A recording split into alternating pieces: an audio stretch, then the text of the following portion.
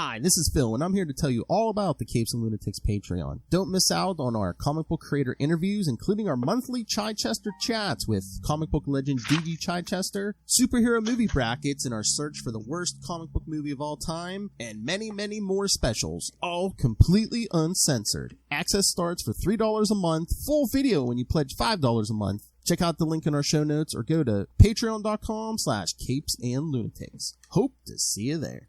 This is Luca Perich, host of a Totally Turtle Sports and Gaming YouTube channel, and you're listening to the Capes and Lunatics Podcast Network. In brightest day, in blackest nights, no evil shall escape my sight. But those who worship evil's might, beware my power. GreenLantern's light. Hello and welcome back to Sector 2814, the Green Lantern Podcast. I am Phil. Joining me, as always, it's Master of the Core. I am Will. Hey, everyone. And today we got some little bit of everything for you. We got some more Judd Winnick Green Lantern from Green Lantern 146 and 147. And whatever happened to Guy Gardner after Our Worlds at War? Well, we got Action Comics 789 and 790 for you, so. We'll get into that guy stuff.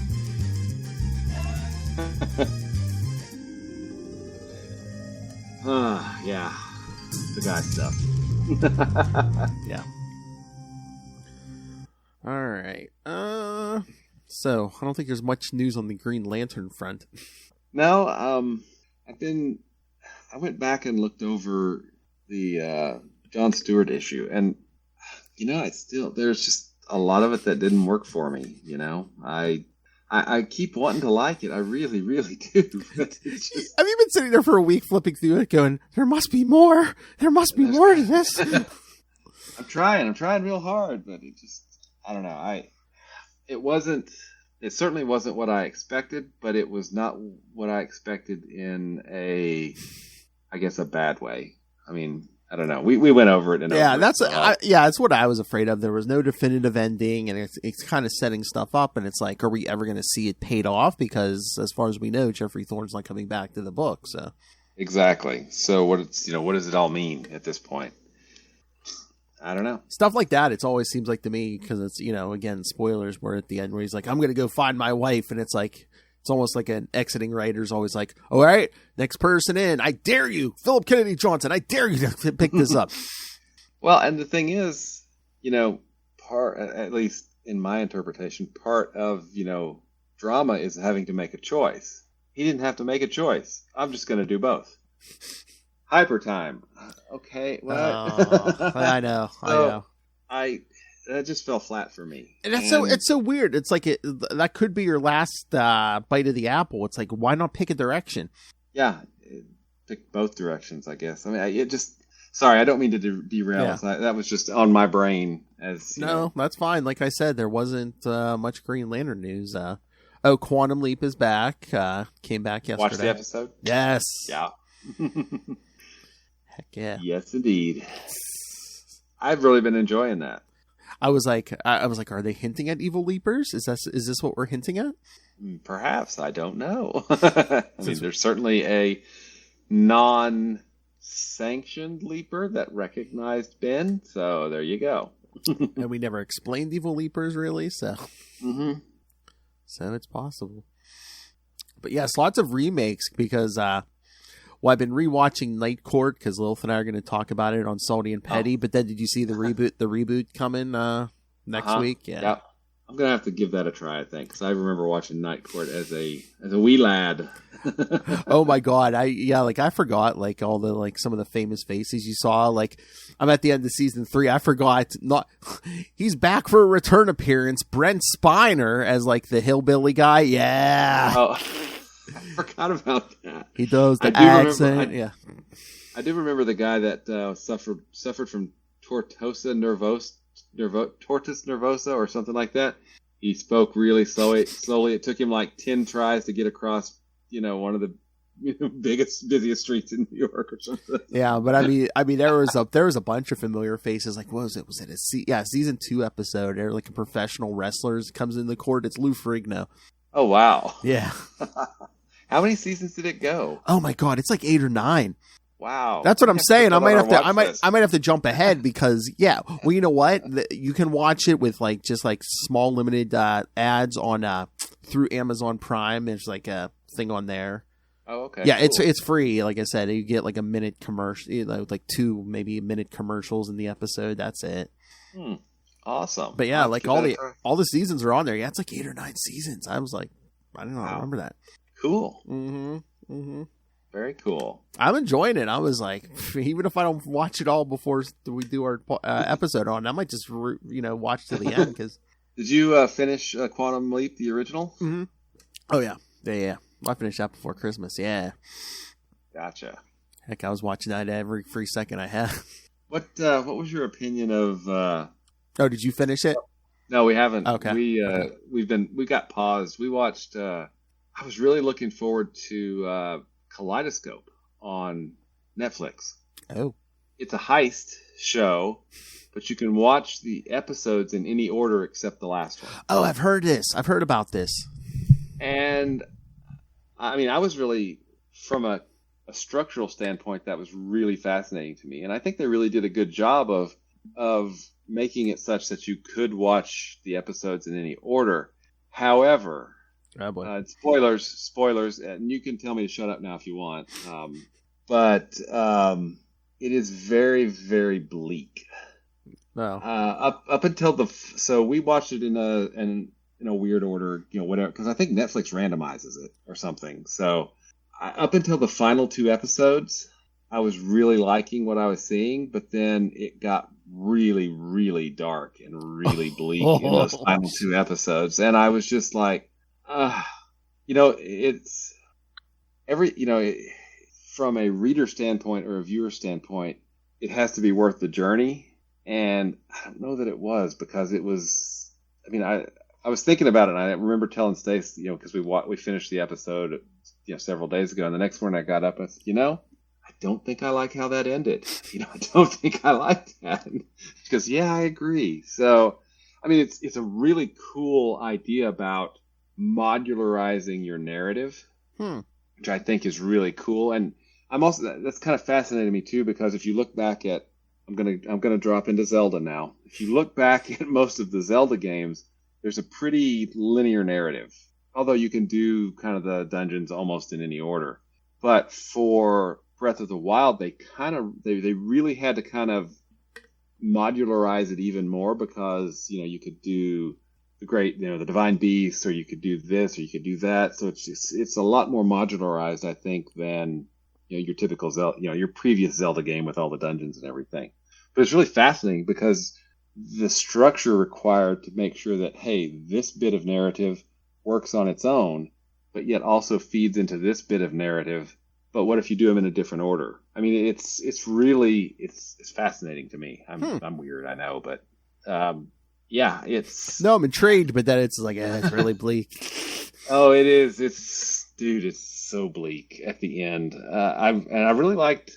I thought the cast was great, but the choices they made in retrospect don't often make a lot of sense, I think, because there's a couple of surprises that pop up and you're like, wait a minute, I thought that doesn't make any sense for that character to do that, because anyway, there are those last 2 episodes, there's some weird things that come up that I don't feel like are dealt with the way that they should have necessarily been dealt with. But that's, whatever. It was still an interesting, I think, experiment, and my wife was like, well, why do they call them red? Why do they call it kaleidoscope? I said, well, if they're going to you can't number it. You can't call it alpha, broad. So they made it colors, and then that's where they got the name of it, is Kaleidoscope. And I'm a sucker for heist movies too. So I feel like I was an easy mark for this.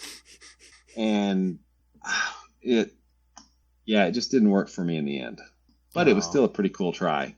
And I think it was well done. But pretty bleak. Aw. I'm sorry. Yeah. It's what it is. Yeah. I'm trying to think of any new TV I'm watching. Nothing really. We're watching the National Treasure series. Oh, is that any good? I I really, really want to like it. And Stacey's like, I really, really want to like it too. And I think the cast is good. It's a bunch of attractive 20-somethings. It's kind of like a CW show, I guess, in that respect. But I don't know. It's maybe the way they structured the episodes. There's something that is bugging me about it. I just don't know exactly what it is. But we're going to keep watching it. I mean, there is apparently a National Treasure 3 movie coming out next year in 2024. The only reason I noticed that is because I just searched for National Treasure in IMDb and I saw, National Treasure 3? So I'm wondering if this is going to feed into that, potentially, because we got to see Riley, the sidekick from the movies, showed up in this latest episode. Oh. And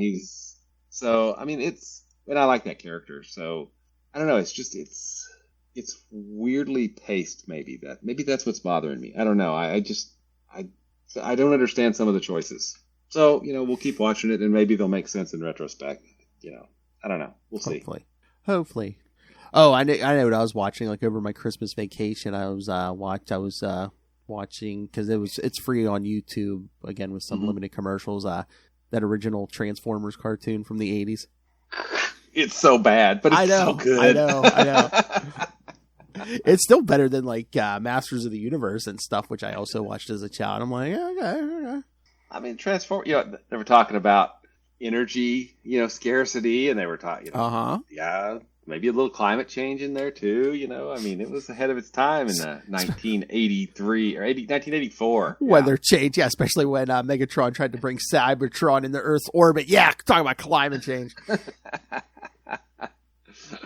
Remember those? Are you still? Do you still bear the scars of the Transformers movie? Yes, my mother took me to the movies. I'm sitting there and as an 8-year-old and I'm just like, wait, Prime's not coming back. I said that scarred me. That was like the first time I actually like saw like a death of like something I loved. I was like, wait, what? Mommy, why'd the robot not come back? We will bear those scars until we die. That's right, Will. I remember. A lot of you have forgotten what Prime Day is all about. Exactly. Optimus Prime died for your sins. The real meaning of Prime Day. And it took him a little longer than Jesus Christ, but they did resurrect him the next season. He did come back, yes. Indeed. All right. I know we're talking Guy Gardner tonight, but should we jump into some issues? What do you want to do first, man? I was going to say pick your poison because it's 2 and 2, but they can go either. Neither one has anything to do with the other one, so I mean we can. Let's go ahead and get the Ion stuff out of the way. How about that? Okay. Even more than the Superman. Let's get the Ion out of the way. Okay. That's right. Yikes! All right, so yes, tonight. For the Green Lantern portion, we're doing Green Lantern 146 and 147. So Green Lantern 146, March 2002, Hand of God, Day 1. Writer Judd Winnick, pencils Jamal Engel, inker Al Williamson, colorist Moose Bauman, letterer Chris Iliopoulos, and editors Bob Schreck and Nachi Castro. The story continues off from the previous issue where we see Kyle Rayner, Green Lantern, we see Kyle Rayner, Green Lantern, and recently Ion. He's laying in bed with his girlfriend Jade, sleeping. He's thinking about the events that occurred that day. As Kyle is reveling in his powers as Ion, as he's laying there, he's dealing with several problems all over the Earth with just his thoughts, and that's just Earth alone, not to mention problems occurring throughout the universe. He then recalls how his day started. After defeating Alexander Nero and absorbing the Green Lantern energy composed of the power of Oblivion and Parallax, he started going by the name of Ion. He appears in his new Ion uniform in front of his mentor Alan Scott, the original Green Lantern, his friend, former Green Lantern John Stewart, John's girlfriend Miriam, and finally Jade. They are all a little bit confused as to what happened. They know all the facts, telling them how the power of the Green Lantern was lost, then absorbed by Parallax, who released it when he died, then becoming Oblivion, and then rejoining with the power of Parallax, all of which was absorbed by Cal, the entire power of the Green Lantern Corps in one man. Naturally, they are all surprised at Cal's transformation. Then Cal goes to work and tells his assistant and friend Terry to let Jade in, who has come to see how Cal's doing. Terry tells her how fast Cal is going and thinking that it's something in the food and that he's eating, and he wants some of it. He goes to Cal and whispers to him that he's been using his new powers to do his work. He tells her that she doesn't need to whisper, as he's used his new powers to block the sound waves from traveling to Terry. So Terry looks over. What, he thinks they're just like mouthing to each other? He's like, I got it. I'm just astonished by his new powers, Jade is confounded by the number of abilities Cal has gained since his ascension, to which Cal tells her that he can do a lot more, including accessing a greater part of his brain that's connected to creativity, allowing him to focus more and more on his work, without the distractions of random thoughts. Suddenly, Terry tells them to look at the TV, which is showing Ion flying around, with the announcer saying that Ion has sent personal meals to tens of thousands of impoverished Africans, has even altered the soil, making it more fertile. The world is just utterly astonished at Ion's new powers. Jade asks Terry when this happened, but Terry tells her that it's happening right now.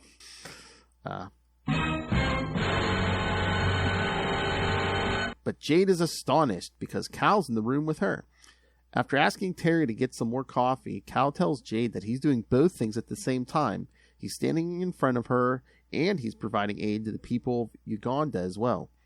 But he also tells her that he's doing other things as well. When Jade asks him what he means, he tells her that he's not just in front of her and in Uganda, he's elsewhere as well. We then see a drive-by shooting 40 blocks away from where Cal is. A group of gangsters try to shoot a dealer who stiffed them, but Ion stops them. The scene then jumps to Mexico City, where we see a truck about to ram a supermarket store with 117 people inside. But the truck stops just before it hits the store, and when the people look, they see the driver standing next to the truck and seeing Ion flying away. Then we see a group of bank robbers who are attempting to rob the First Bank of London in England. Suddenly, they disappear as Ion teleports them to a jail a quarter mile away with the surveillance tape in the hands of the police captain. Then it jumps to Boyden, Iowa, where we see a farmer and his tractor. When the ground under the tractor breaks apart, threatening to take the tractor and the farmer down. But before he falls, he finds himself in his tractor on the road beside the hole undamaged. And that's just Earth alone. In space, above the Earth, the space shuttle Venture has been having difficulty closing its bay doors after connecting with a Russian satellite, which was rectified without incident. Then a rogue band of Soltarian air fighters attempted a mutiny on their homeworld. Their thrusters lost control above orbit, but they were captured before anyone was injured. We then see a place called Tendax, which is a pleasure planet known throughout the universe.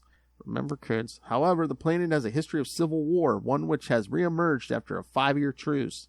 Cal and Jade were once on the planet a while ago, scroll down a few weeks ago, when the capital city was attacked by terrorists and their elected world leader and his family were assassinated. Cal and Jade did their best to stop the war, but it was too much for their abilities and they left the planet. But now that Cal has gained more powers, he has returned to the planet to end the civil war. He has gathered the leaders of the different warring factions. They are all honored to see him, but the peace talks have not gone well. In fact, they tell Ion that they haven't had any talks and that the fighting has escalated so much that talks have become futile. But then one of the leaders makes insult to one of the other leaders and they start arguing with each other. Then Cal tells them that it's done, with the leaders thinking that he's talking about the arguing, but that's not what he meant. He tells them that he's ended the civil war. The leaders are undoubtedly confused as to how he could have done that. He tells them that he's removed the people's ability to fight, disabling their weapons and bombs. He tells them that if any of them try to start a war against the others, then he will be there. The warring sides are having trouble figuring out where their enemies are, but one group manages to find another and they open fire on them, but they find green shields reflecting the laser bullets. They then find Ion floating above them. Some of the fighters are trying to steal a car by smashing its window, but Ion finds them and takes the piece of metal and melts it in his hands and then disappears. The leaders of the planet sit down again and try to negotiate an end to the civil war.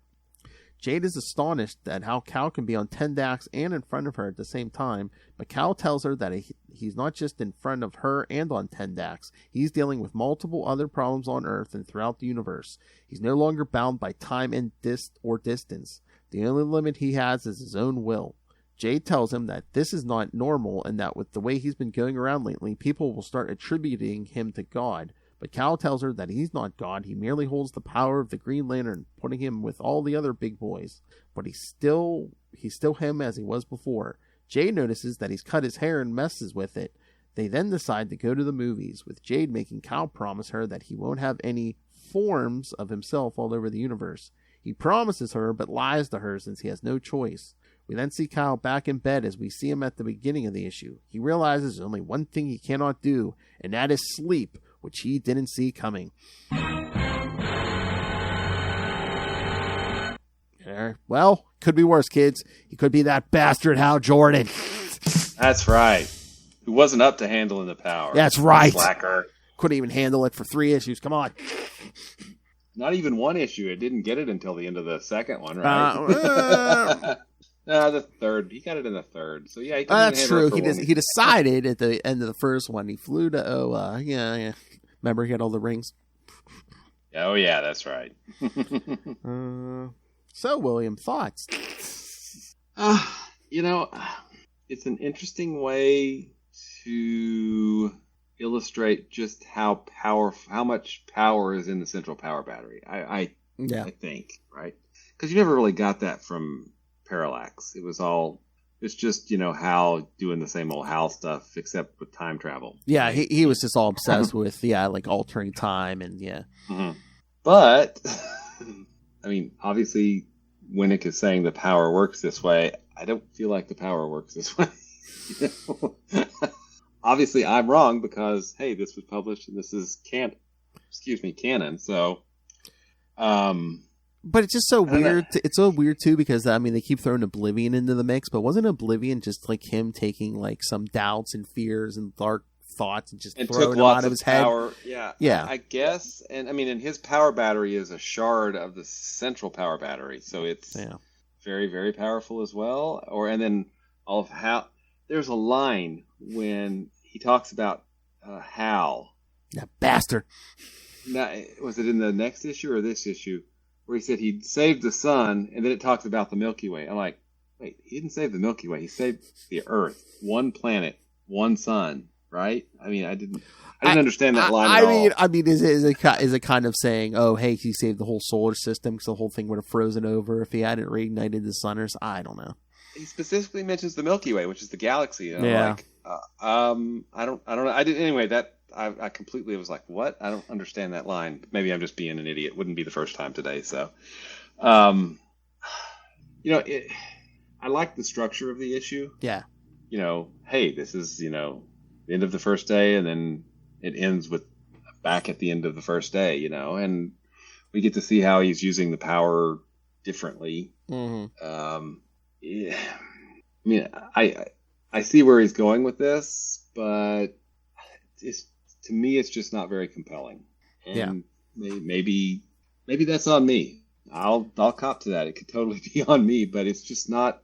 It just doesn't seem very dramatic. It just doesn't seem very, involving. It's a series of events versus. It seems like a series of events versus a story.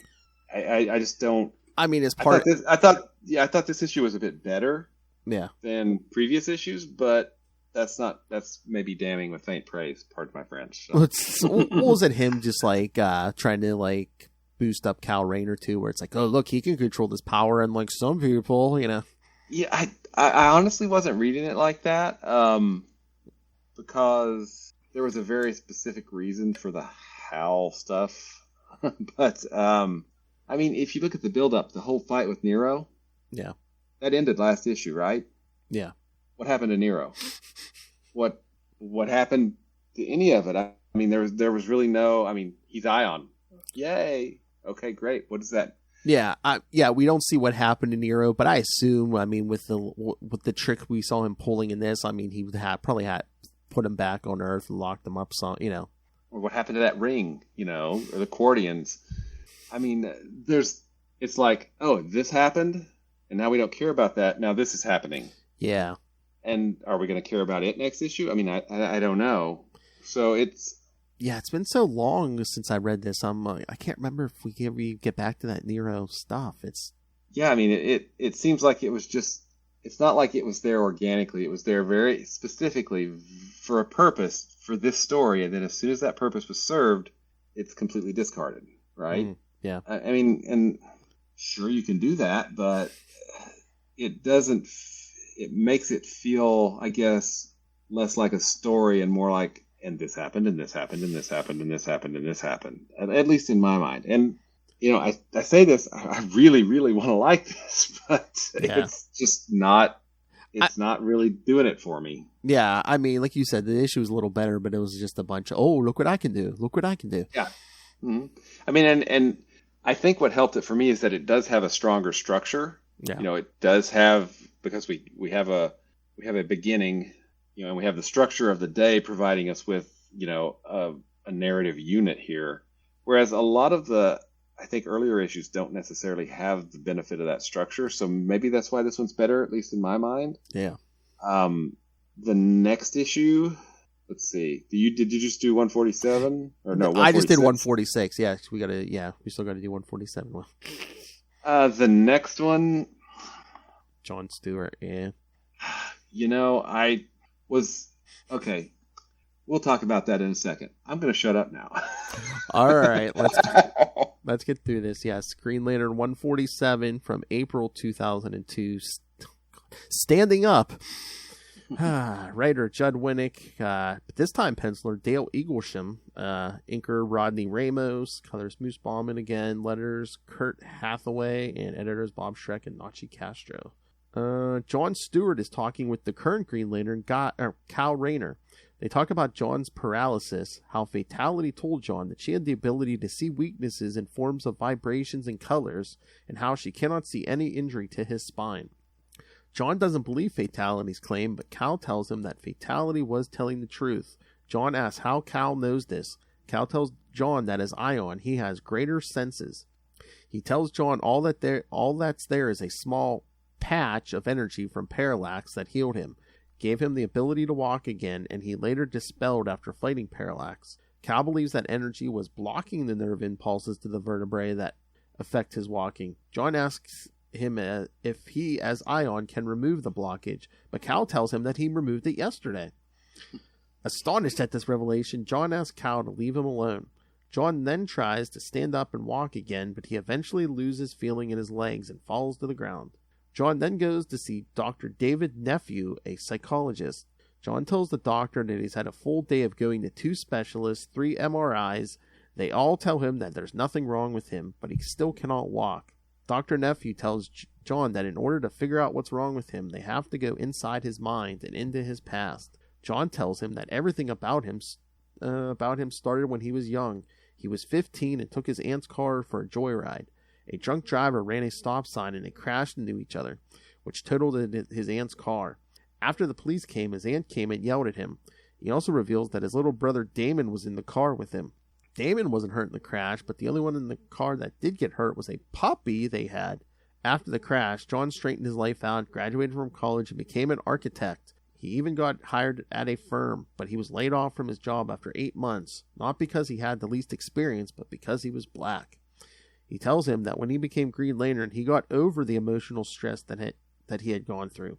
He tells him about his time as Green Lantern during the time when the planet Xanchi, which we'll get there, blew up because of him. He feels that the reason why he's still in a wheelchair is about what happened to Xanchi. But the doctor points out that if he's gotten past Xanchi and forgiven himself to a certain degree, then why is he still unable to walk?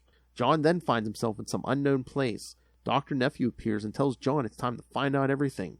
John then finds himself in his Green Lantern uniform and walking again. He is then asked about how he felt when he became Green Lantern. John tells him that becoming Green Lantern was the greatest thing that ever happened to him. He felt that he wasn't worthy of the Green Lantern ring and that he wasn't the first choice.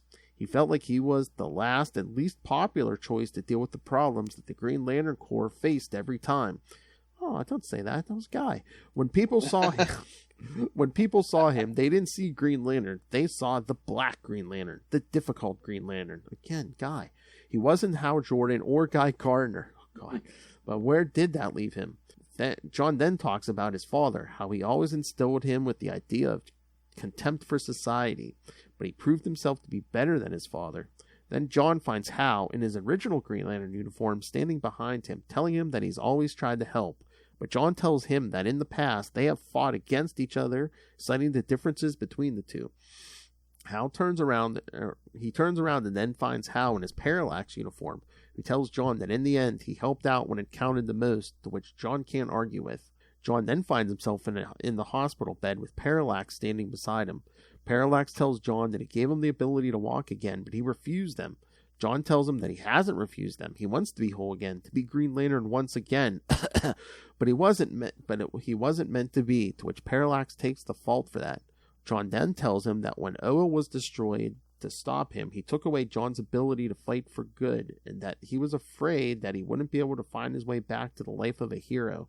But when he joined the Dark Stars, he was given a second chance at being a hero, and when he was with the Dark Stars, he became something bigger than he could have been in the Corps. Okay. He was their leader. He even fell in love with a woman from another world, Mirren. Being in love, being the leader of an organization dedicated to fighting for good was the greatest thing John could ever hope for. But John turns around, and instead of finding the Doctor behind him, he finds Graven behind him, and they fight each other. John manages to defeat Graven, but at the expense of his legs. John then finds himself back inside his mind with Dr. Nephew. The Doctor tells John that they are close to finding out the truth as to why he cannot walk again. He tells John that every time he comes to see him, he repeats the same story over and over again, but he tries to forget it. John, however, remembers exactly what happened. He finds himself in the car that he crashed. He's sitting with his brother. They were just driving down the road to the diner to get some food, saying they should have walked instead. When the Doctor asks who they are, John tells him that it's him, his brother, and the puppy named Rose. After the crash, John finds out that Rose is dead. John then attacks Dr. Nephew, telling him to leave him alone, that he wants to go home. But the Doctor tells him that he's at the answer. It's right in front of him.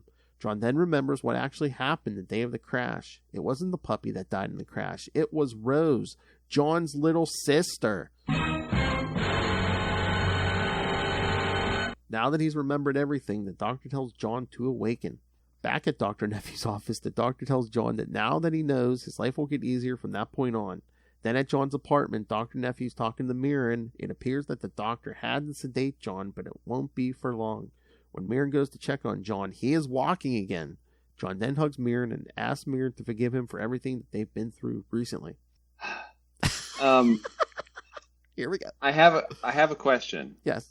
Is him being responsible for the death of his sister, is that a Winnick creation, or has that always been, has that been a previous part of his backstory? I don't remember that ever or since. Do you? I don't either. So I just want to know why Winnick ripped off a episode of MASH. I was going to go there too. Yeah, it was the chicken. It's a chicken. I tell you, a chicken. I feel like this did kind of a disservice to John. Why does he have to have such a why?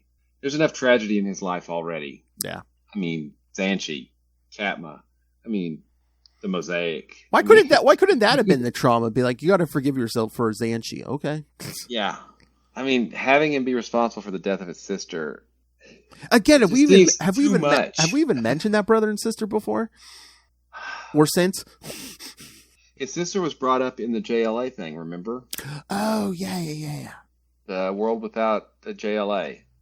Oh, yeah. Yes. Was her name Rose? I can't remember. I'd have to grab that issue, and I don't have it handy. But how cool would that have been if they were the trauma he had to get over was like, yeah, no, you weren't there to defeat Hal Jordan and save the Corps. You have to get over that. Yeah, I mean, I don't know. I feel like this was unnecessarily mucking with John's backstory. Or was it an easy fix where it's just like, oh yeah, he can walk. Oh yeah, he's fine. He can walk now. It's just he had to get over this psychological trauma. But there's so much other psychological trauma. Yeah. Why introduce new stuff, right? And again, if you want an easy fix, can't you just be like, oh yeah, Parallax's cure finally took effect? Or Kyle's just took effect. It took it 2 days. He did it a day ago. It took 2 days. That's right. Ion could heal him. Yes. Yeah, I mean, I don't know. I felt like this didn't seem like John to me. I mean, of course, I'm comparing the John of post Rebirth, I guess, to this John, and this John, it just doesn't seem like the same character. Or even Mosaic. Go backwards. Even Mosaic doesn't seem like the same John Stewart.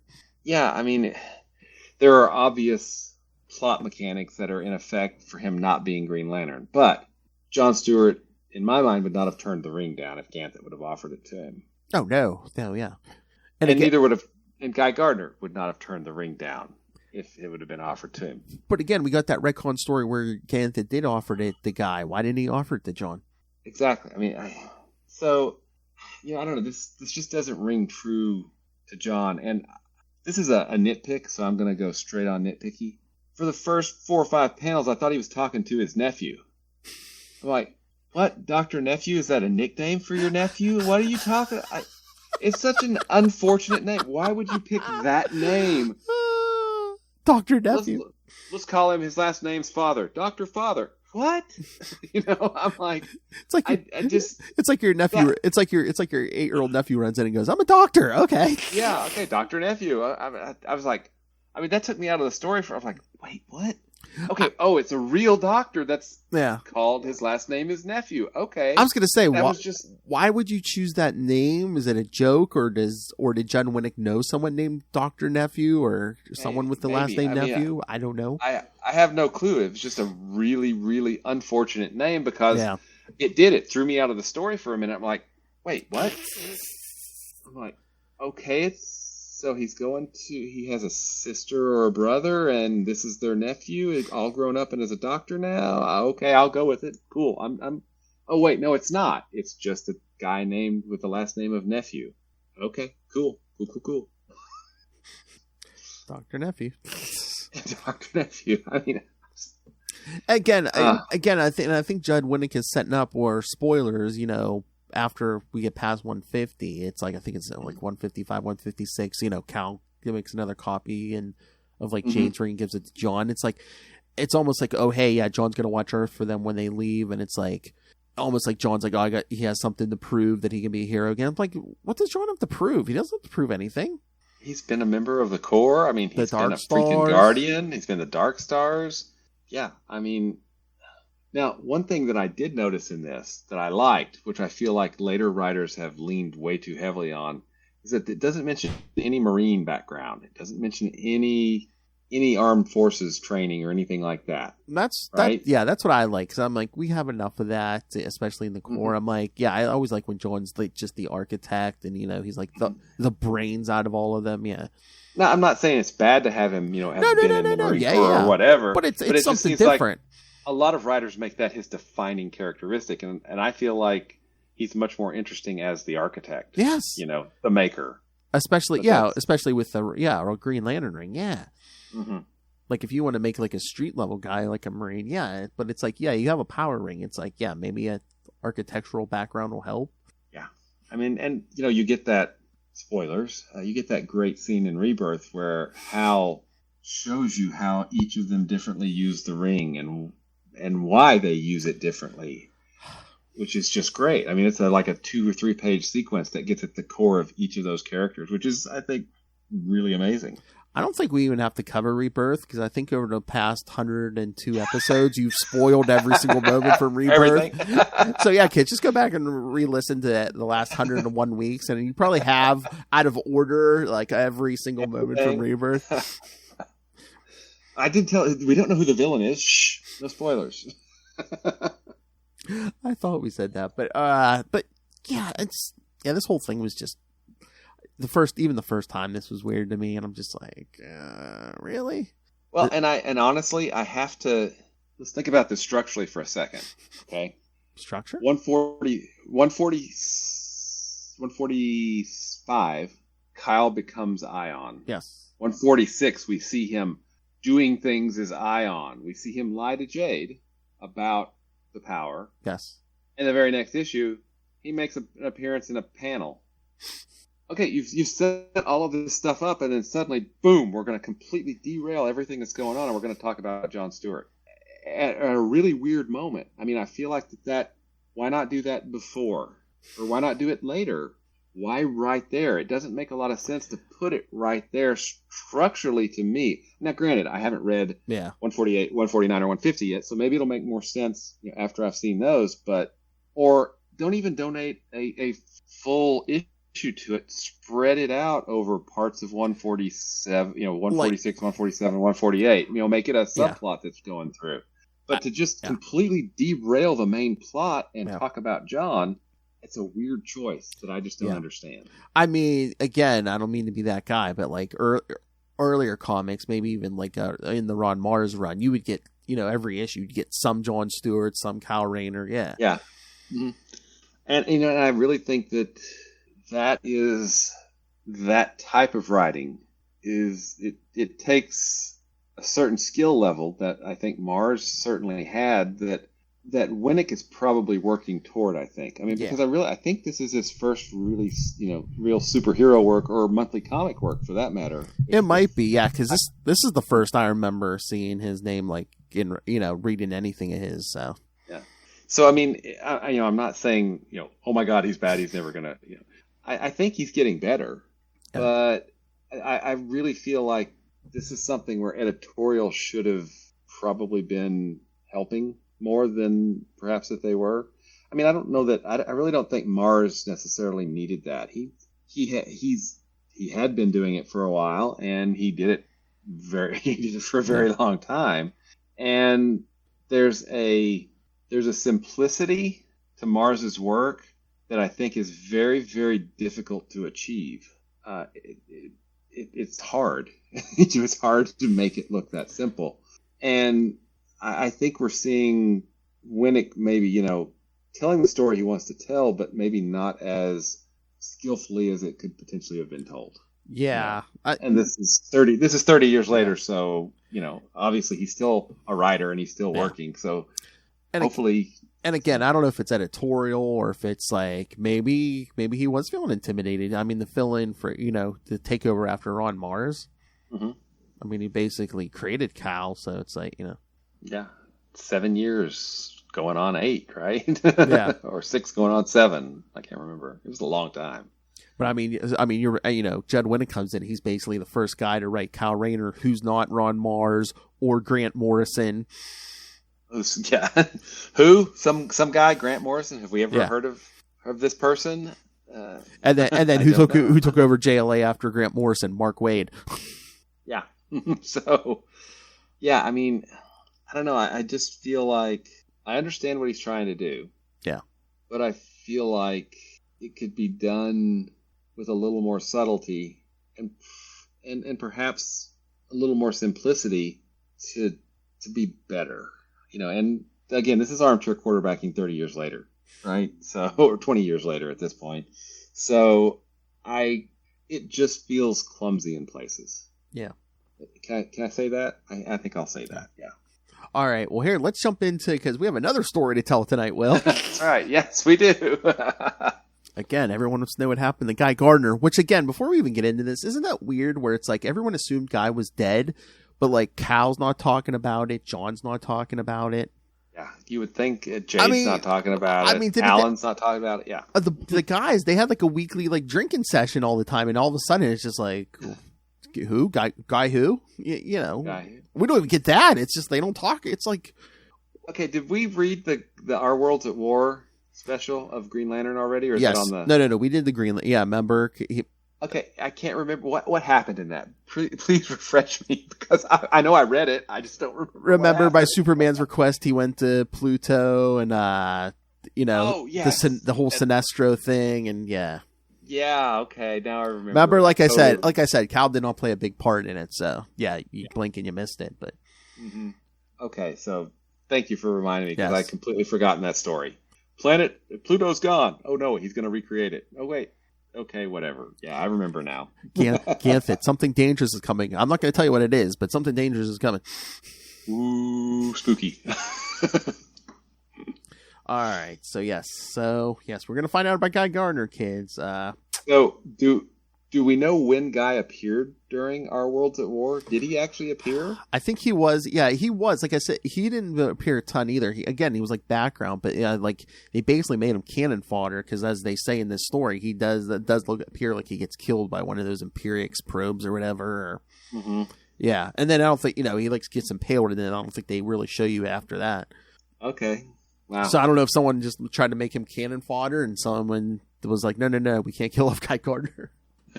I'm curious about the reasoning behind that. I know. I mean, granted, this Guy Gardner I don't necessarily love, but I like him a lot better than the Guy Gardner Guy Gardner year one. Yeah. Pre-Emerald Twilight, basically. But then the guy post-Rebirth is pretty darn awesome. So, yeah.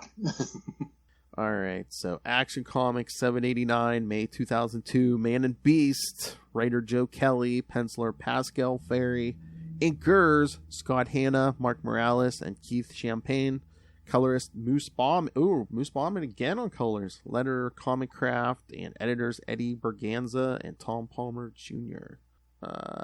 In a lava-filled crater, a shadowy figure taunts Cancer about being ugly, about being forgotten by Superman. Meanwhile, Clark Kent plays catch with Crypto. Lois asks about how the dog had been trained, and Clark tells her he did it in the time most people would be sleeping, as he doesn't need any sleep. Crypto seems more in control of his doggy self, that is, until he runs off into the trees barking. Cancer, with a K, regards Crypto with curiosity. And, I don't know that I was reading Action at this point. What is Cancer? This General Zod, which we'll get into him, it's so weird, but it's like basically infected Superman almost like with like a synthetic kryptonite cancer, and like this Dr. Hamilton was able to pull it out, and like this thing with Zod's help, basically this cancer basically evolved into this creature, and now I think Superman's like his father because he came from his body, Yeah. Okay. Yeah. Wow. Interesting. 2002, okay, kids. In Pakistan, Zod lectures his underlings when they report to him that they have engaged neighboring forces, causing the death of 15 Pakistan soldiers. The responsible party for the order is killed mercilessly by Zod. Feora jabs at Zod verbally, but Zod is more concerned with a hole in the ground. The hole Cancer had just left from. The hole he had just sent Ignition to find. They regard a screen with Kryptonian writing and receive a transmission from Ignition stating that Cancer is gone. Cancer, meanwhile, slaps Crypto around. Cancer wonders about Clark's second skin. Superman flies up and attacks Cancer, asking how he found him in his guise. Cancer tells him that they share a bond, calling him father. He asks why Superman is attacking him. Cancer wonders why he refused his bond. Superman says that his kin would never murder or maim or do any of the things that Cancer has done. Cancer tells him that he knows little about his own blood, launching a bus at Superman. Cancer grabs Crypto while Superman stops the bus and tells Superman to punish his dog. He came to speak with Superman, not fight. Superman asks why, to which Cancer then pauses and admits that he doesn't know. Cancer tells Superman to choose Crypto or him to be bonded with, and he will tell him how he found out who Clark is and why. Clark tells Crypto to speak, and Crypto barks loudly, forcing Cancer back. Cancer is distraught that he means less to Superman than a dog and leaves. Meanwhile, hey, it's Crypto. Crypto's not just a dog. Exactly. Come on, man. Meanwhile, Ignition informs Zod that Cancer has betrayed him, and Zod leaves to check out the hole in the ground. Superman. The hole in the ground. Yeah. Sorry. Superman. Oh my God! And then Ignition, who I believe springs from Emperor Joker. Did you ever read Emperor Joker? I don't. Maybe. I mean, it crossed long ago. It crossed through all the Superman books, basically. I don't know how they were... Joker basically talks Mr. Mxyzptlk into giving him 99% of his power. So Joker, warps the world. Now Superman's like a criminal and stuff who like has to escape Arkham and stuff. And every night, no matter where you're at in the world, you hear screaming. Yeah, every night the Joker kills Batman by... Ray's going to love this. Joker kills Batman every night. He basically has crows rip him apart, and then he resurrects him the next day to kill him the next night again. The man doesn't hold a grudge or nothing, does he? Batman. No. My favorite character. There you go, Ray. Nice. Yeah, Nice. so, and I believe Ignition came from Emperor Joker, but then when the world went back to normal, Ignition was still around, so... Okay, cool. Uh-huh. Let's just go with it. Let's just go with it. Oh, that's the thing. That's the other thing. It's like when the world went back to normal, Batman was like so scarred from like being killed over and over and over again. Like he couldn't function. So was it the Spectre or somebody, or the Phantom Stranger? Somebody, Superman says, "Give me his pain. Take his memory of it. Give me his pain, and I'll carry it." 2000s, early 2000s. Okay. Wow. Okay, cool. All right. Meanwhile, Superman pursues Cancer to the hole to stop him from telling Zod about his secret identity. Superman don't worry, Bendis will ruin that anyway. Oh, but the secret identity is finally back. Thank God. Okay. I did not know it was gone. Oh, that was a Bendis, another Bendis present. Okay. Yes. But it's finally back, yes. Lex Luthor used Manchester Black to put the secret identity back. Okay. Modern comics. Superman pursues Cancer the whole time. Superman wonders how far he will go to keep it. He plunges into the pit where the mysterious taunting force has been telling Cancer to tell Zod about Superman's secret without knowing what the secret is himself. The mysterious force only knows that the secret is important. All right, kids, here we go. You're wondering, why are we talking about this? Superman comes in and bashes Cancer. There's a sentence. The mysterious person tells him not to slap around Cancer in his pad and to have a drink because this is the welcome back party for Guy Gardner. Guy Gardner. Then Guy is shown much larger than Superman and in molten form. He tells Superman that after tonight... I cannot read this. Lilith, everyone, are you ready? He tells Superman that after tonight... his hole is all Superman's. Good night. All right, we're ending that here. Good night. Thoughts, William?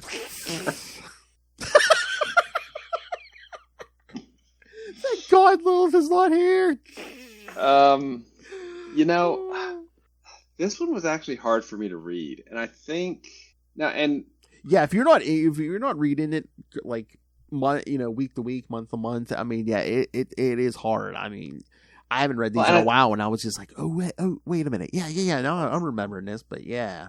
Well, and I think part of it was, I mean, the art is really stylized, and I really like it, but I think the coloring kind of muddies it because I'm like, wait, what's going on here? Because there's so much shape shifting, and it's not clearly defined, foreground, background, and all that, middle ground, and all that stuff. So it was physically hard for me to read. Yeah. The story, I was like, oh, that's Zod. Okay, it was.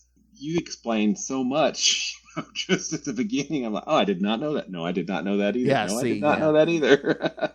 As far as the story goes, I mean, I like Joe Kelly as a writer, but I don't know that this is one of his better stories. I mean, I love Crypto. I'm a dog person, definitely. So Crypto's awesome. But I really felt lost. I didn't know what the heck was going on in this one. Yeah. Yeah, I was even looking at this to remind me, this isn't a Kryptonian Zod. He's a Russian, basically, whose parents were two Russian cosmonauts. They got hit with radiation while the mother was pregnant. Yeah. Oh, so it's not even General Zod. No. Well, that's the thing. They had him completely encased in armor, and like I don't know. I think Zod tried to play with it, where it's like, is this a Zod from Krypton? Is this the Zod he killed in the Pocket Universe? It's like, what Zod is this? But yeah, it's not even a Kryptonian Zod. Yeah, no. Again. Oh God, that's totally lost. Oh, that's right. Because the Russians take him in because. I mean, he gets obsessed with Superman, and they have to put him in the armor and stuff to filter this sunlight and stuff. But then one day while in meditation, I do remember this, his mind was contacted by a soul of a being who hates Superman as much as he has grown to, a man named Zod. Zed decides that he will take the man's name, and under it, he will defeat Superman. So he was contacted by the soul of General Zod. 2002.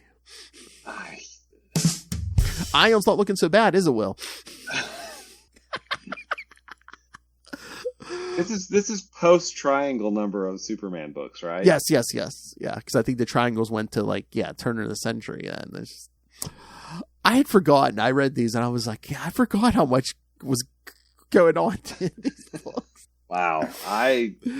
Zod, Emperor Joker. Yeah. Oh, and then this isn't even like the original Krypto either, because like Superman like traveled to like a copy of Krypton, which I think is eventually revealed that like, I don't know if it was created by like Brainiac or Brainiac 13 or somebody, or eventually when they decide to get rid of it, they're like, because it's like, oh yeah, this was created, there was going to be a trap for Superman or something.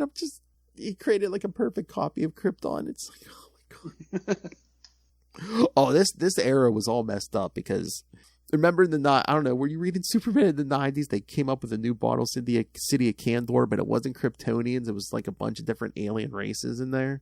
Like some wizard, some alien wizard or somebody had like all these alien races in there, almost like Brainiac does, but he just had them in a jar. But then in the early 2000s, like something happens and like all these alien races like evolve into Kryptonians or something. So you have a Kryptonian Kandor again. I don't think that's how that works. I know, it's not looking so bad, is it, Will? I'm telling you, I'm telling you, if you ever get sick of Green Lantern, or we get extra time, we'll have to do electric mullet. I'm telling you. The electric mullet. Or, oh my God, I mean, okay, this year for Patreon, we have to do an episode of the Quantum Zone. And maybe we just need to pick electric mullet special. I need to go back and find like one or two of the most ridiculous Superman stories I can find that we have to do an episode on that too. Wow. I think I had most of like the Byrne Superman, and then there's the Action Comics Weekly that I still need to grab, but I think I got most of Action that when Byrne was doing it. It's like from 86, right? Yeah. And then I have a bunch of the Triangle stuff, pre Death of Superman, up to the Return and past. But I don't know that I made it all the way to 2000 with the Superman stuff. I think I may have dropped off before then. Yeah, because just like with the Batman stuff, like I think they changed, like they got all new creative teams around 2000. Mm-hmm. So yeah. Oh, and every time we talk about Batman around that time, I have to apologize to the creators because I thought No Man's Land. No Man's Land was just stupid, and then the U.S. government would never do that. I apologize for my stupidity. Yes, I know what happened with Hurricane Katrina, and so yeah, I apologize for my stupidity. Small-minded people in government. Will, what were you thinking? Corruption? What are you talking about? A criminal in the White House? Come on. Oh my God, it's been a long few years. and thank you, No Man's Land. Batman, my favorite character. Chance is never zero, right? All right. Should we get to this last issue? Let's do it. All right, kids. One more last dive into that hole. All right, Action Comics 790. June 2002, Man and Beast Part 2. I believe this is the same team. Oh no, maybe different pencilers. Duncan Rallo and Creon Grant. Yeah. Inker Marlo Alquiza. I think everyone else is the same. So, Superman and Krypto stand side by side in the Inferno, taunting his old comrade. Guy Gardner asks why Superman isn't happy to see him. Shaking off his shock and going on the offensive, Superman blasts the imps holding him and demands to know why this demonic creature is pretending to be Guy. Grabbing Superman, the demon pulls him close and whispers stories from the past into his ear. Superman is speechless, realizing that it really is Guy Gardner.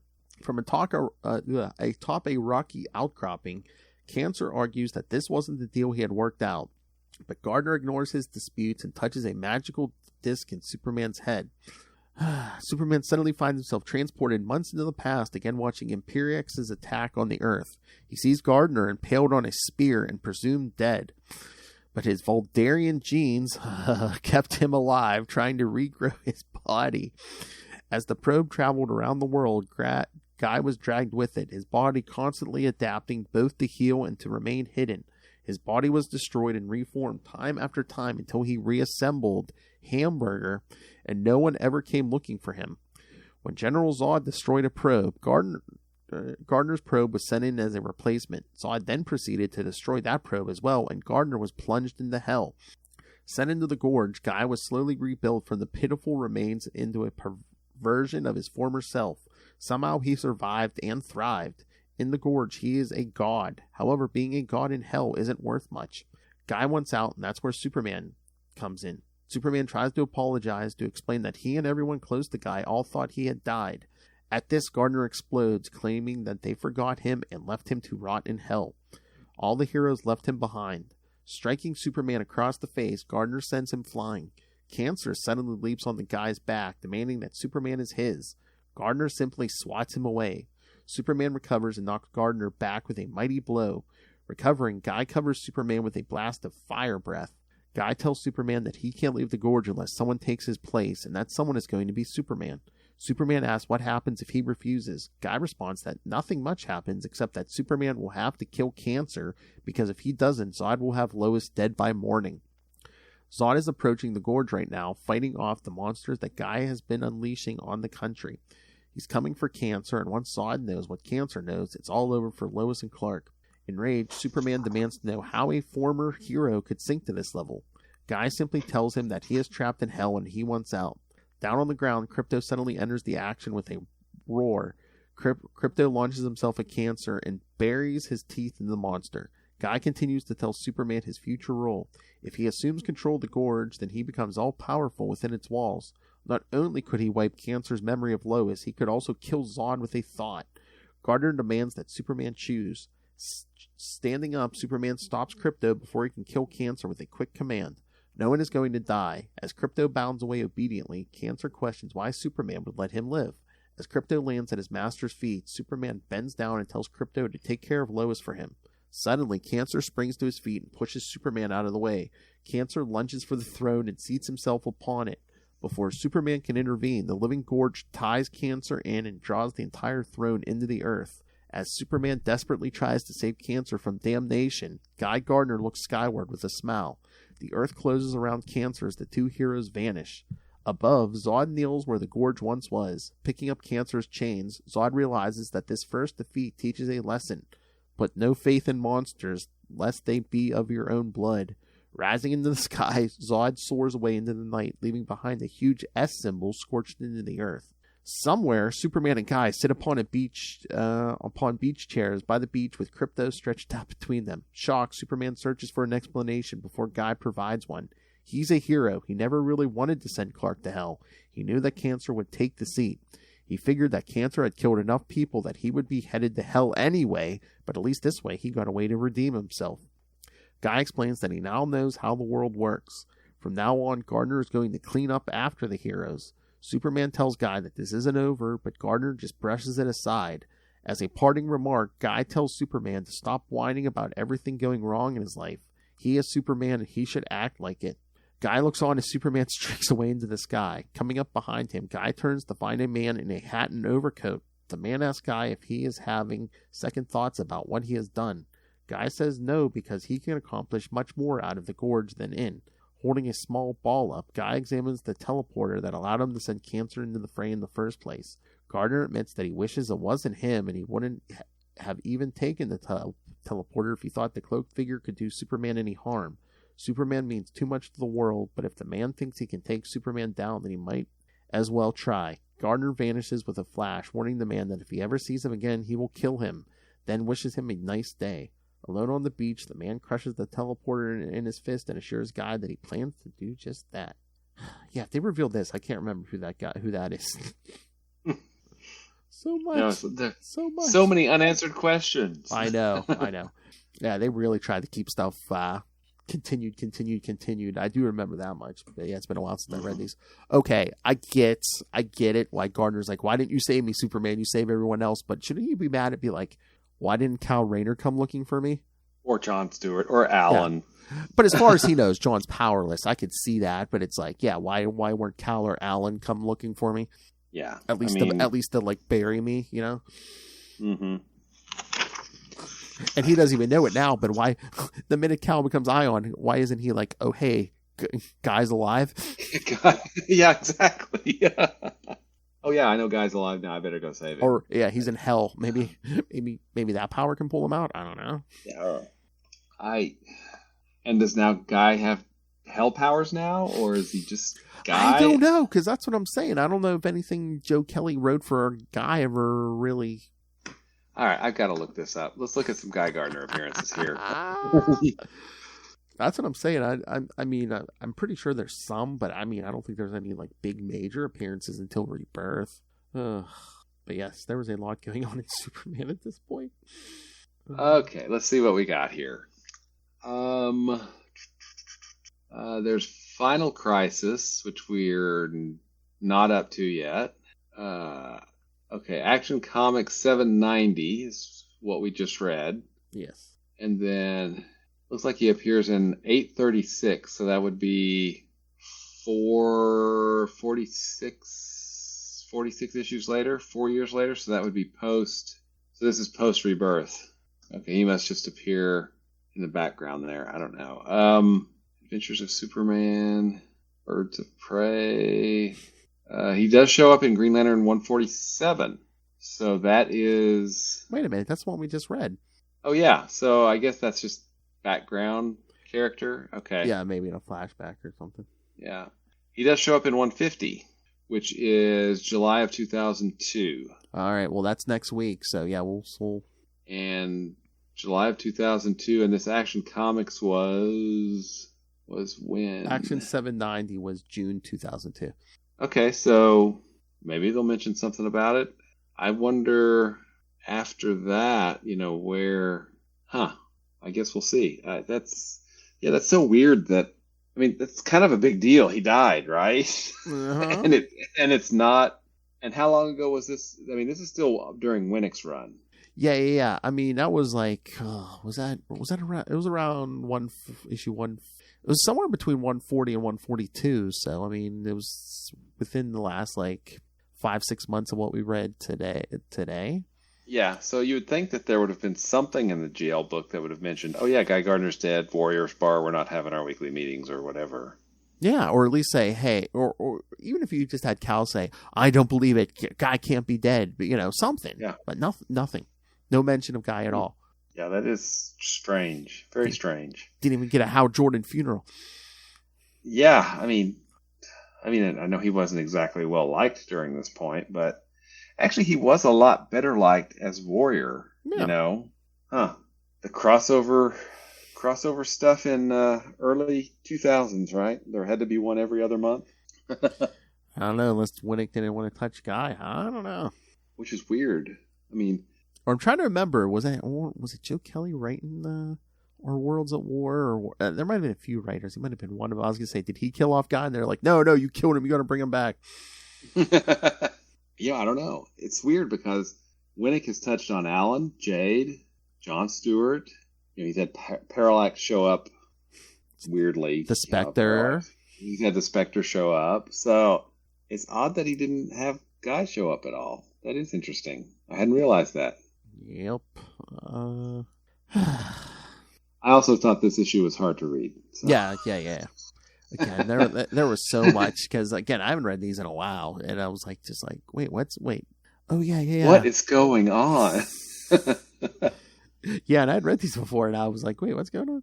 And I really, really like Joe Kelly's work. Yeah. I mean, didn't he? What was the issue of Action Comics? What's so great about Truth, Justice, and the American Way? Oh yeah, it was that I think it's 7. It might be 775, maybe. Yeah. Okay. Yeah, that's the first one. That's the first appearance of Manchester Black and the Elite. Yeah. Yeah. Yeah, they even did an animated version of the movie of that. Yeah. Oh, cool. Mm-hmm. So that would have been It was before this. Yeah. A year. Late 90s, right? I don't know. Wait. Well, this is 789, 790. This is 39. Yeah. 79, 890. So 775. So yeah. So this is that would have been 100 issues. That would have been 8 years, right? No. That come out? No. Only no. 7. No, we're only 15 issues before this. 775. Oh, because we were reading 789 and 790. Yeah. 790, not 800. Okay, Yeah. yeah, cool. All right, awesome. Because that's a really good issue too. Yeah. You know, and Kelly's a really good writer. I mean, I love what he did on Deadpool. Mm-hmm. Oh yeah. These two issues are probably not the best representation of his work. Yeah, no. Again, was this a plot device to bring Guy back? I'm going to ask a stupid question. One, why kill him? Yeah. If you're just going to bring him back, I mean, you killed a lot of people. You killed, I'm using air quotes here, a lot of people in Our Worlds at War. What's one more or less? I mean, Guy Gardner.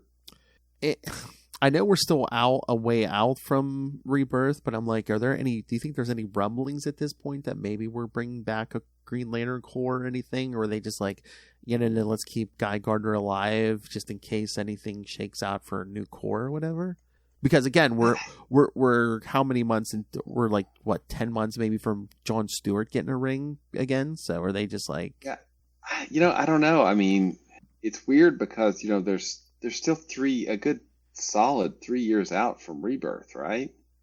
I mean, 181, right? It's the last issue. Yeah, but I was gonna. And that's a good 34 issues out at least. Yeah, but I mean, we're up to what, like June 2002. When was Rebirth? Or was it the end of Was it end of 2004? Oh, okay. Or was it end of 2005? I don't know. I'd have to look. So I don't think that there's rumblings yet. I'm thinking we're like a year out, but yeah, we're more like 2 or more years out. Okay. Mm-hmm. Knowing DC, I don't think that they plan that far ahead. So, it's weird. Guy, granted, this is not the Guy that we've come to know and love, right? But it's weird that he's kind of been excluded from the book. I mean, first off, to kill him off not in Green Lantern is one thing, right? But then to bring him back, also not in Green Lantern, it's just freaky. I mean, why kill him off in the first place if you're just going to bring him back? I mean, I don't understand that one, so I'm just gonna. Hey, Guy Gardner's back. Great. All right. Anything else? I got nothing, man. I was gonna say, yeah, because you mentioned 150. Yes, next week we'll be doing one Green Lantern 148 through 150. So, kind of tie some of this Ion stuff up. And then in 2 weeks we're back to the Spectre for Spectre 18 through 23. Nice. And then after that, did we finish the Spectre off? No, we'll have 2 more weeks of Green Lantern 151 and 152, and then Green Lantern 153 through 155, and then we'll finish off the Spectre after those 2 with 24 through 27. So, sweet. And like I said, very cool. The JLA Spectre Soul War after that, the week after that. So is there somebody we could contact at DC or something? Why has the Spectre not been collected? I mean, I think that's a valid question. It is a beautiful, beautiful series, and I don't just mean the art. I mean, it's beautiful. It's really excellent work. I don't know who we would talk to, because even J.M. DeMatteis, who wrote that series, and like they had lying over at Marvel, they haven't collected a lot of his Spider-Man stuff, and he's just like he has no idea why. So it's like strange, very strange. Because I mean, I would think that it would be an obvious for an omnibus. I mean, 27 issues, 27 issues, and it's got some stellar names attached to it. J.M. DeMatteis is, kind of a big deal. Yes. It's got Ryan Sook. It had there's so many artists on it that I can't even think of all of them right now. I mean, and you want to write a hell of an omnibus, put all those issues in there, and I mean, you could have notes or like essays from like DeMatteis. Ryan Sook can give you, Put the JLA Soul War issues in there. Put the JSA issues in there that the Spectre shows up in. I mean, and there you go. You could probably throw in the main, Day of Vengeance. Yeah. Day of Vengeance. Is that right? Is it Vengeance or Judgment? I can't remember. Day of Judgment. Day of Judgment. I always mix that up. And then that JLA issue, which I didn't DeMatteis write that too. Throw that I think he even wrote that too. Yeah. I mean, and you're still under 50 issues. Mm-hmm. I mean, you can even throw in that issue of Green Lantern when Hal comes to talk to Kyle. You could pretty much probably almost put everything he was the Spectre in one volume. pretty much, yeah. You could put everything that he was Parallax in like a slim trade. It's like 7 or 8 appearances. Oh, the Hal Jordan collection. Yeah, you get him as, one volume is Parallax, one is Spectre. and then volume 3 opens up with Rebirth. What? I've never heard of this Rebirth, Phil. What are you talking about? What is this story? Oh, good. Well, when we get there in a few weeks, yes. I'm curious if there's anybody that we could reach out to, or that, DeMatteis could reach out to, because I really feel like if you're going to collect something, that's such a wonderful work to collect. Oh yeah. And it's I am genuinely surprised that it's not collected. Maybe I'll just reach out. He's already given us so much of his time, but maybe like when we get through the last couple issues, maybe see if Mr. DeMatteis will join us one day to, talk about the Spectre series at least. Because again, I'm coming at it as someone who did not want to like it, who thought the premise was stupid, and it's so not what I was expecting. Yeah. In a very, very positive way, and it's moving and beautiful. It is really, really something that people should read. Oh yeah, like I said, I don't know if that's one of the things that turn the tide where they're like, oh yeah, we need to bring Hal Jordan back. He can be written well and. Mm-hmm. Yeah, but it's just I'm genuinely looking forward to us finishing this. Well, not finishing it. I'm looking forward to continue reading it, and then I will probably be a little depressed when it's over. But because it's really, the quality of that book is just off the charts. It really is a wonderful book. Oh, and yeah. I think a lot of fans of Hal Jordan as Green Lantern, myself included at the time, didn't pick it up because. Oh yeah, me neither. Oh, it's going to be. I don't want to see Hal as the Spectre as No, just no. It's stupid. And they really didn't promote it that well. Yeah, and then, but the book is so not what you would expect. It's not more of Hal. Oh, I don't want to be vengeance-y, die, and a pencil sharpener. It's not that. He really, really tries to make it about redemption. That's what the whole book is about, is redemption. And there's some really beautiful stories in there, because there's a lot of single issue stories, where Hal's, there's that vampire story. What was that? 13, 14, 15, somewhere in there. I can't remember, and that's he shows up at the end. Yeah. Yeah. It's not even, it's just barely a Hal Jordan story. Yeah. Yeah. And there's so many stories that, it gets very metaphysical. It's really an interesting and exceptionally well done series. Okay. I can't say that enough. It's wonderful.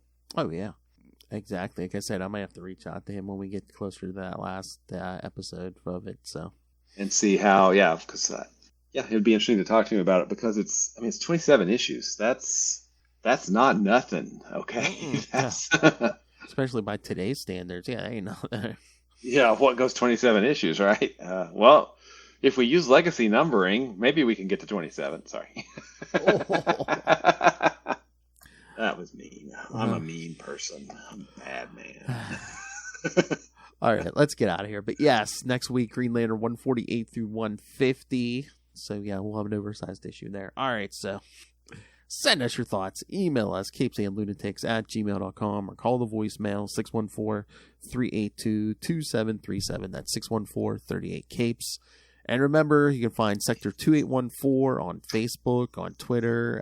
Find Capes Lunatics Sidekicks on Instagram, Capes Lunatics Podcast Network on Hive. And go subscribe. Well, I guess I want you to subscribe to the YouTube channel, because today was the day. As we're recording this, it happened today, Will. What happened? 269 subscribers. You're welcome, Will Hellfire. Nice. Now the road to 369 begins. And beyond. But yes, you're welcome with Hellfire 269.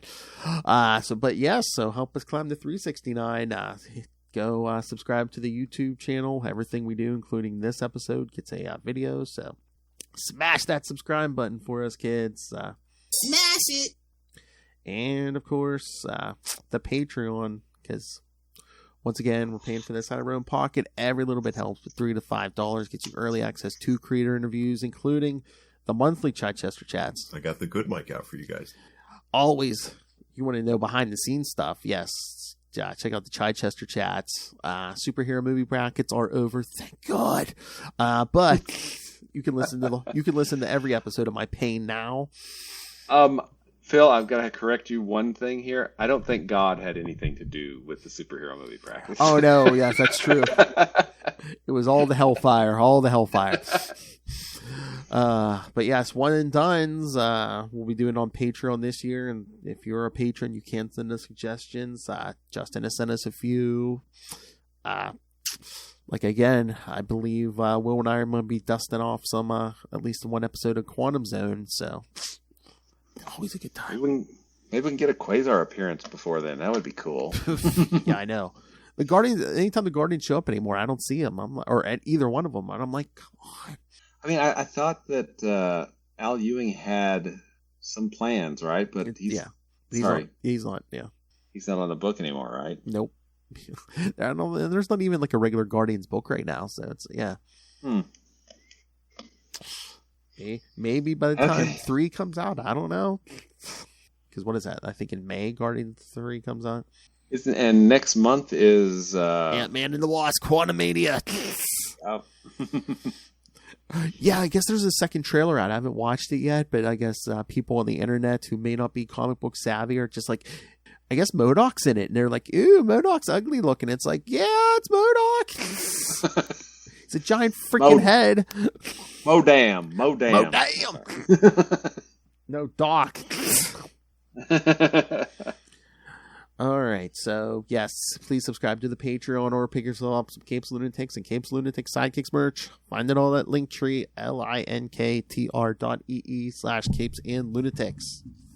All right, Mr. William Allred, Master of the Core, Master of the aforementioned Quantum Zone, Master of Kickstarter and podcasts.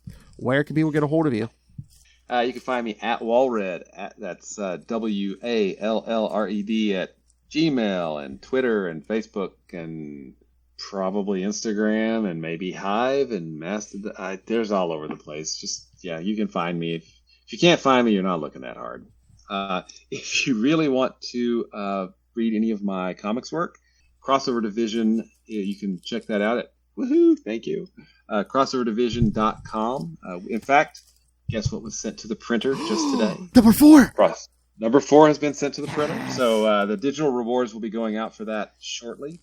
And you can also check out Diary of Night at diaryofnight.com. I also annoy other podcasters besides Phil. That would be Kevin Joseph, also the writer of Tart. And we have a show every Friday night at 11 p.m. Eastern Time called Explain Yourself, where we bring on comic book Kickstarter creators and discuss their ongoing projects and try to bring more attention to crowdfunding comics and things like that. And finally, you obviously have great taste. You're here listening to the show. That means you love Quasar as well, and of course, you should. And if you want to find out more about Quasar, you can always do that at the Quantum Zone, quantumzone.org. All right, let's get some drops here. I'll put it in my navel. Hey, boys, you look at the party? I love the party. I am God. I, of course, love Hal Jordan. Of course. And of many sides, kids. All right, thank you for joining us. Again, 1 week, Green Lantern 148 through 150. Get to the bottom of this Ion mess. This Ion Storm? Oh, yes. Yes, and then we'll get back to some more Spectre. Yeah, lots of good stuff coming this year. We got the end of March, we got our JLA Avengers crossover. What? And what is it? Either April or May. We have a certain story named Rebirth. I can't wait to introduce Will to. Yeah, I'm looking forward to that. I've heard some good things, man. All right. But until then, come back next time. And remember, watch those holes. Good night. Watch for a hole. Insane.